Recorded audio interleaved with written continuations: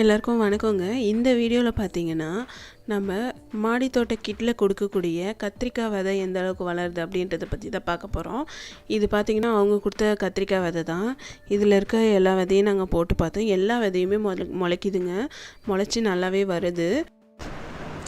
இதை பாருங்கள், எவ்வளோ நல்லா வந்திருக்கு பாருங்கள். இது ஆல்மோஸ்ட் எல்லா விதையுமே முளைக்குது.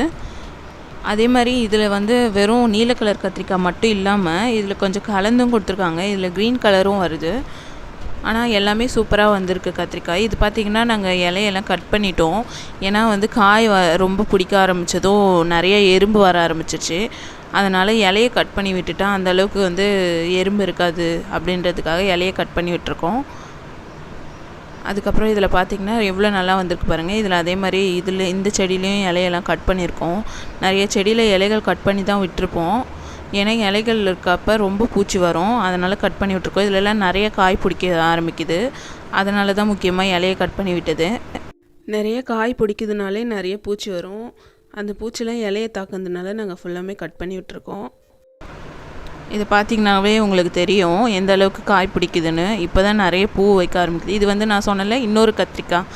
இதிலே நீல கலர் மட்டும் இல்லாமல் க்ரீன் கலரும் இருக்குது. அந்த க்ரீன் கலர் கத்திரிக்காய் தான் இது. ஆல்மோஸ்ட் இந்த விதையை போடுறப்ப எங்களுக்கு தெரியல இந்த மாதிரி கலந்துருக்குன்னு.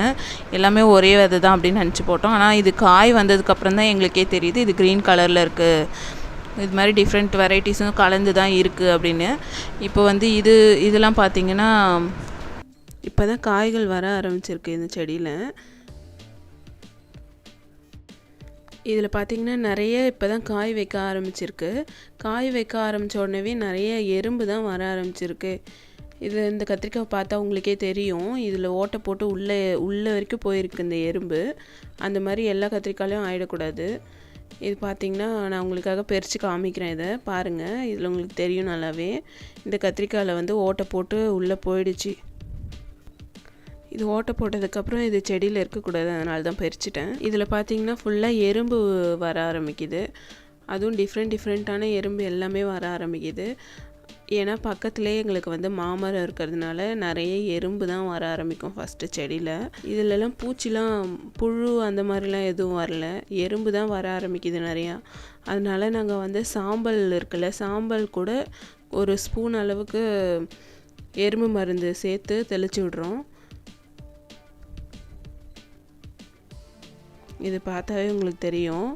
இது ஒரே ஒரு செடியில் வர ஆரம்பித்ததுனாலே எல்லா செடியிலையும் பரவ ஆரம்பிச்சிடும் இந்த எறும்பு. அதனால் எல்லா செடியிலையுமே நாங்கள் தெளிக்கிறோம். இது மாடி தோட்டத்தில் இருக்க எல்லா செடிக்குமே போடுறோம். இப்போ தெளிக்கிறது இதெல்லாம் பார்த்திங்கன்னா இதில் வெள்ளை கத்திரிக்காயும் தனியாக வச்சுருக்கோம். அதெல்லாம் உங்களுக்கு இந்த வீடியோவில் இன்க்ளூட் பண்ணலை. வெள்ளை கத்திரிக்காய் நாங்கள் தனியாக விதை வாங்கி போட்டது.